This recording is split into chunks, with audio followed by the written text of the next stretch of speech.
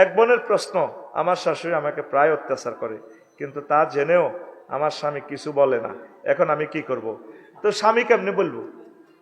স্বামী কি মারও শাসন করতে পারবো না? আপনার স্বামীর এটা বলবেন, রে কুতুর গিয়া আর দিয়ালা আর এসব সহ্য, নির্যাতন সহ্য না। আর স্বামী একটু মারে বুঝাবি আর কি, তোর বোনটারে ইচ্ছা, তোর মায়ে ইচ্ছে নির্যাতন গুলো তোর কিরকম লাগবে, এতে বিজেপি লেনি থাক, মারে একটু বানাইবেন, বুঝে দিবেন। মা যদি না মানে বরে একটু আলোক রাখবেন, লাকসাম বাড়া রাখবেন।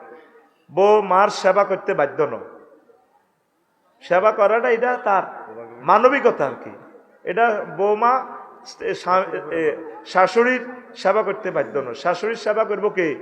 হেতে হুতে হুতে কিরবো। আগের দেশের মহিলারা আবার শাশুড়ির সেবা করে, ওই শাশুড়ির পক্ষে রাখবে যাতে হুত অন্য দিকে বিয়ে না করে, লাভে লাভে। সৌদি আরব কিন্তু করে শাশুড়ির সেবা করে না। নো, আমি তোমার সেবা করতে বাধ্য, আমি এর সেবা করবো কেন? তুমি কয়েকজন মানুষ রাখি দাও, তোমার আম্মাকে সেবা করবে, এটাই হলো শরীয়ত। বাংলাদেশের মা বোনেরা ওই সিস্টেমে দিক দিয়ে বালা আছে, একটা দিক দিয়ে শুধু খারাপ, জামাইরে আর একটা বিয়ে করে না, মরি যাইব কই তারা দরকার, ওই এক কিনার দিয়ে এক নষ্ট হয়ে গেছে, কি করো। তো আপনি একটু ধৈর্য ধরবেন প্রিয় বোন, আল্লাহ আপনাকে নিয়ামত দিবে ইনশাআল্লাহ, পড়ে আমিন।